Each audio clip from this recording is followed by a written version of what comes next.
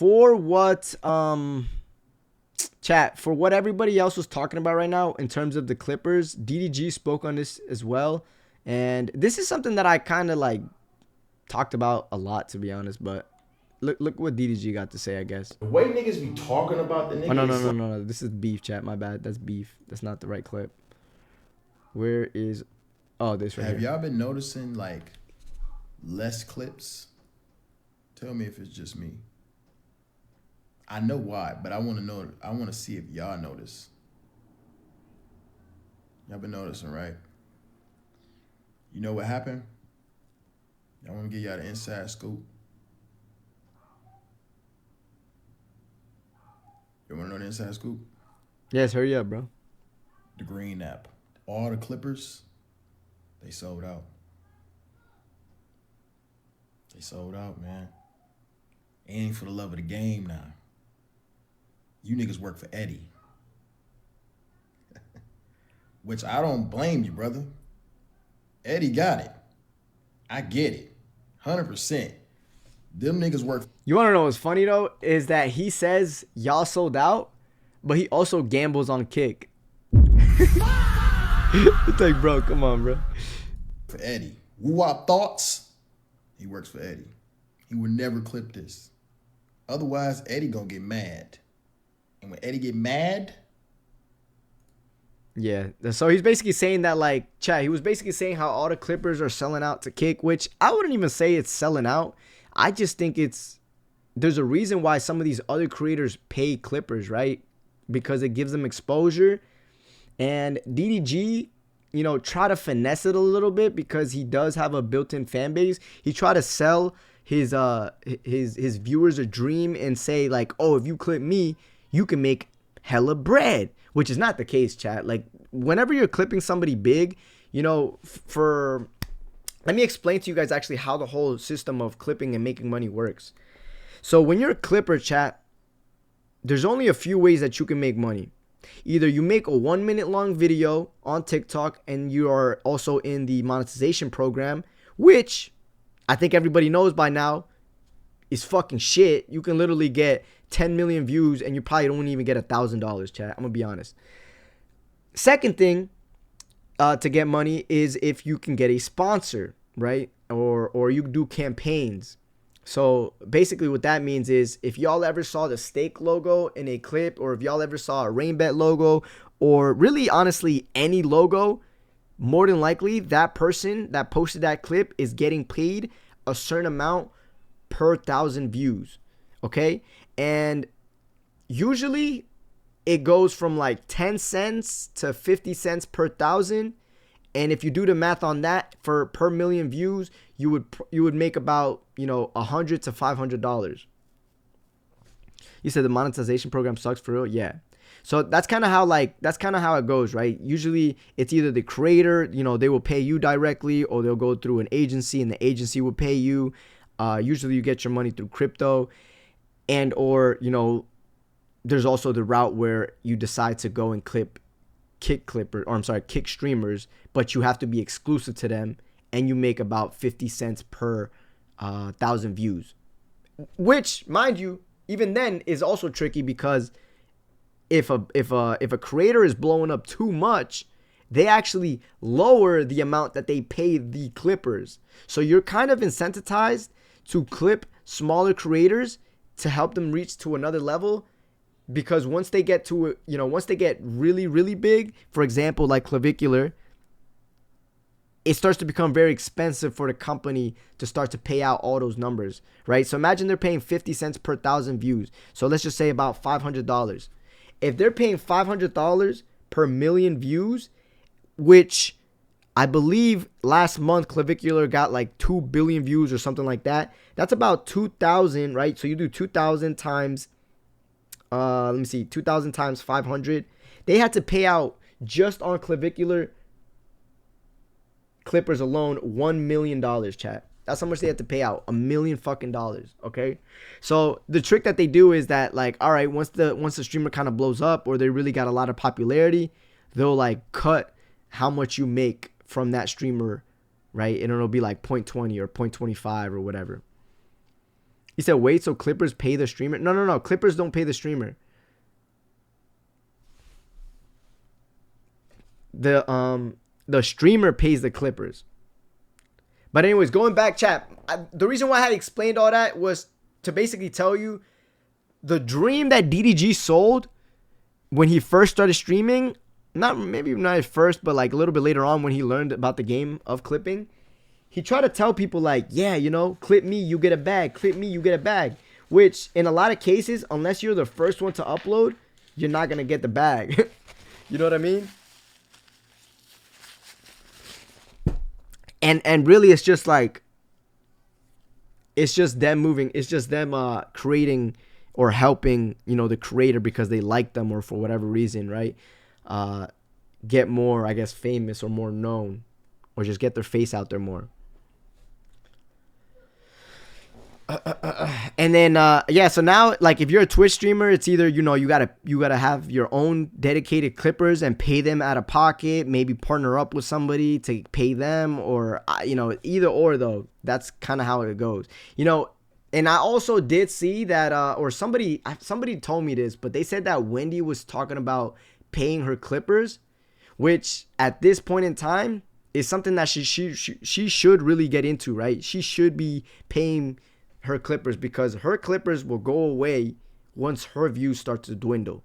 If they start to see, all right, me posting Wendy clips isn't getting as many views, let me move on to the next person. But if she wants to stay relevant, then she's going to have to eventually pay those clippers. But what I think is going to end up happening is I think Meme House is going to have everybody under an umbrella and they're going to end up paying the clippers for everybody else. And listen to what I'm about to say right quick, right?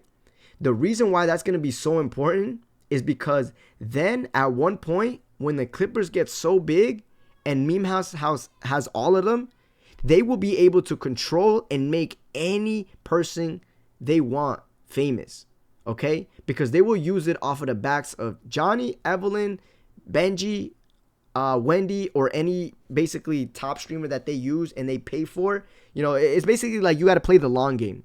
You got to play the long game. You said Meme House and Time paying clippers. Are they? Yeah, you see, I told you, chat. I mean, I'm telling you, bro. I can see this shit. I can see this shit a mile away.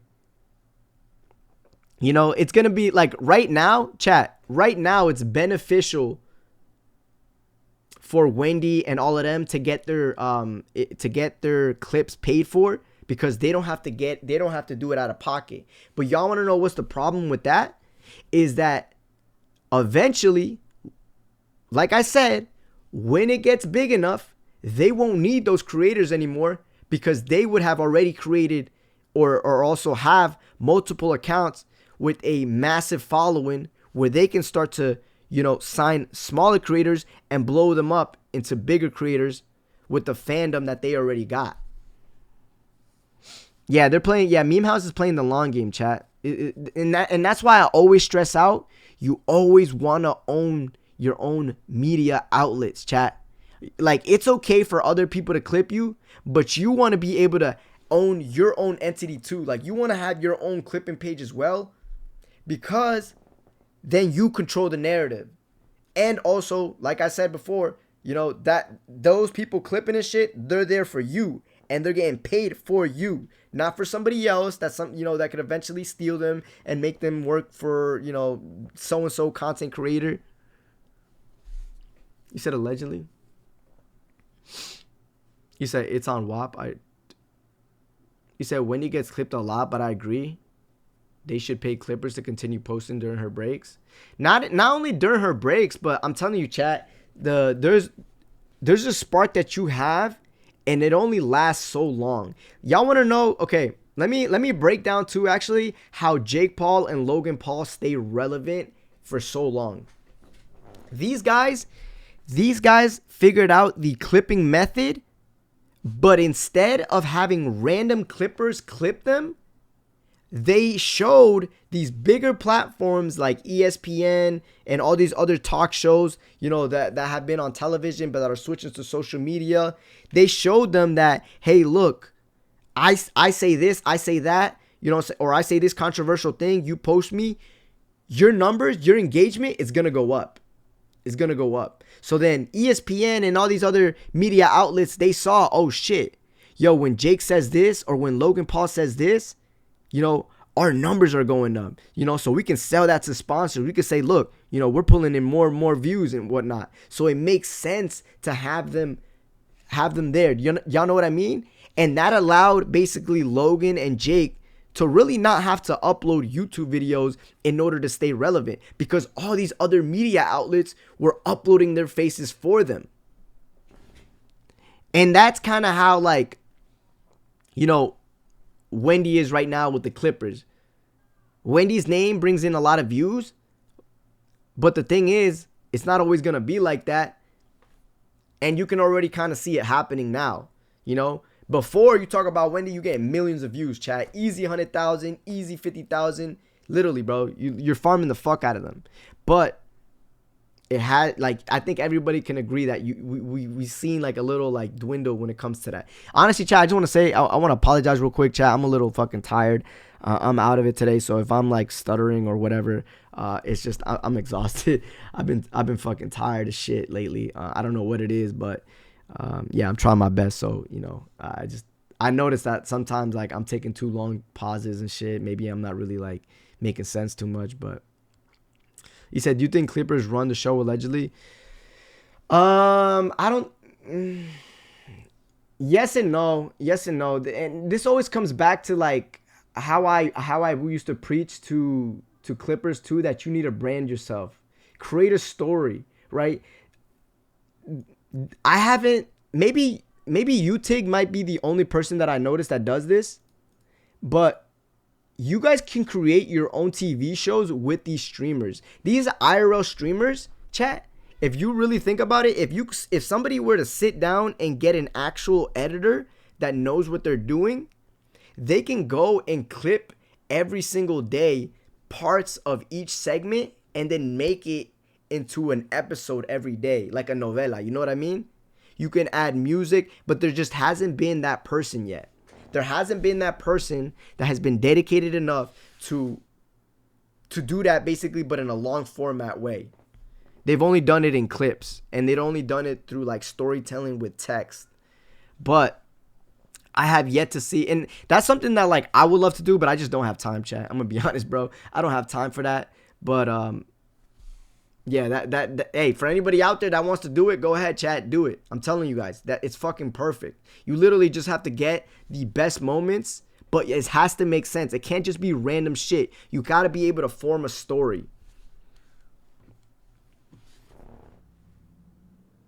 He said, I think so, because we can say whatever. I mean, it's kind of like, you know, y'all ever heard whoever owns the media owns the truth or some shit like that?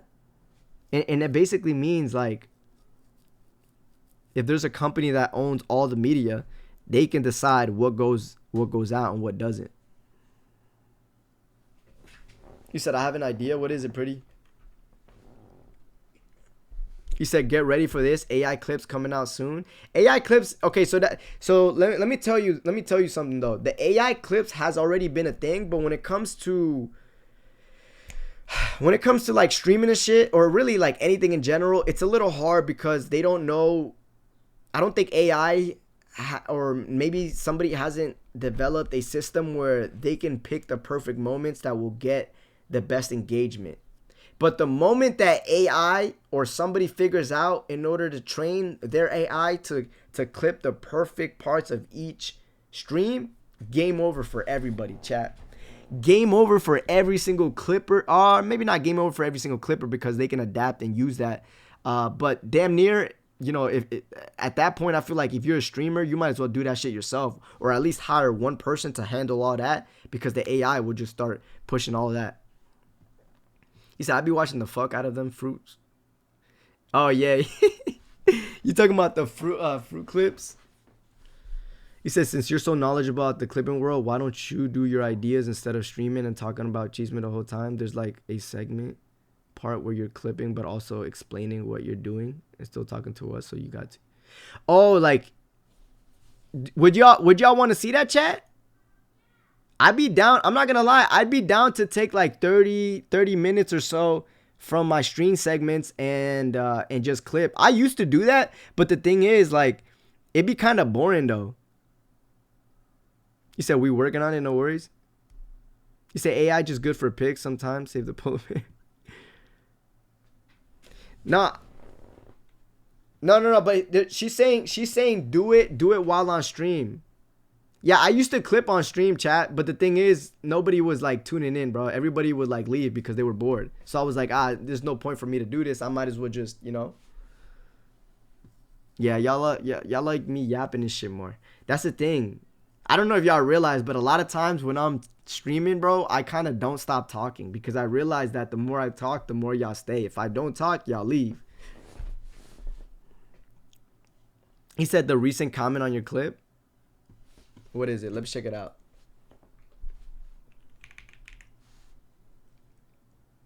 Double O to you. Wait, I'm not gonna lie. Yo. They should throw her in there, bruh. Yo, let's get Wendy Ortiz on La Mansión VIP. Fuck it. Wait, what's the first comment? Why not? What does it say? Because mine only shows up this person tagging Wendy. Yo, that should be funny as hell. Yo, you get even more people to tap into that.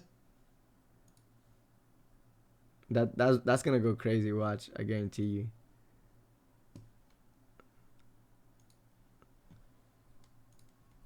All right, chat.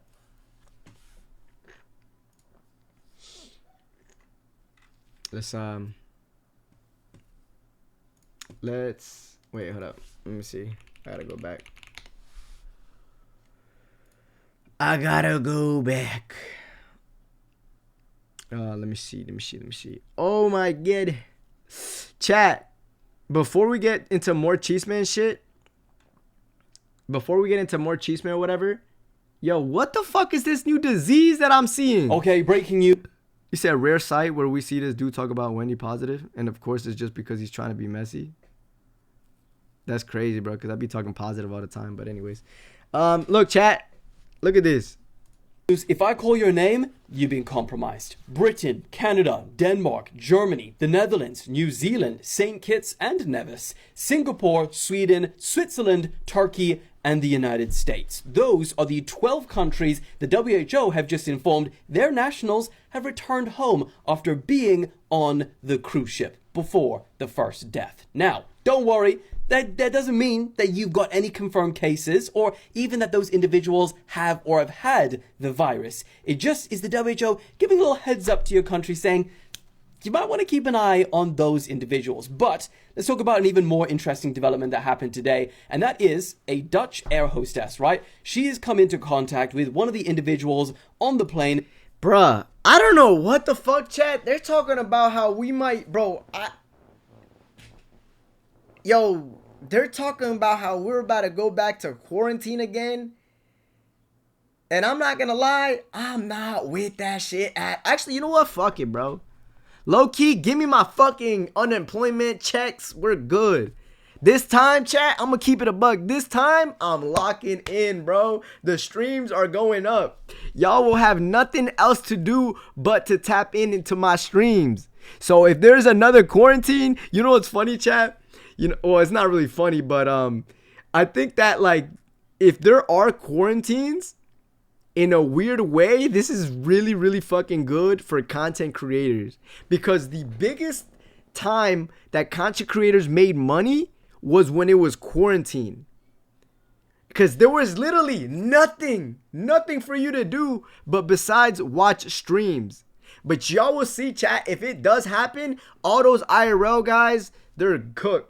They're going to try to do desktops. They're going to lose their mind. They're not even going to be able to last. And they're just basically, you're going to see them all disappear. Yo, the views, you're right, bro. I'm about to be, that shit's a easy 1,000, chat. Easy 1,000. He said, if we back in lockdown, can you hop on lobby? Bro, I'm hopping on whatever game. You say Houston here and I'm nervous. Yo, that shit is in Texas right now. Nah, but you're right though. I don't even know, chat. Even if they say quarantine, bro, I'm still going outside. I don't give a fuck. I'm hitting the parks, I'm hitting whatever, bro. But I like, hey, just give me my check, give me my money, basically. But I've been going through like a whole little loophole when it comes to like the disease and shit. Look, chat, watch this, bro. Watch this fucking video. Y'all remember when I told y'all that it's like somebody was saying how it was like the end of the United States, or it was like the whatever. This guy tweeted out saying, when you think about it, 250 was a nice round number to end. Look. Think about it. 250 years is a nice round number to end on. What this person is referencing is a popular political theory coined by Sir John Glove in 1978 that says great empires have a predictable, roughly 250-year lifespan. I want you to guess how old the United States is. They're saying that every single empire has fallen after 250 years. He said, isn't it in San Antonio? What the fuck? That shit everywhere? Fuck Roblox. I'm not playing Roblox.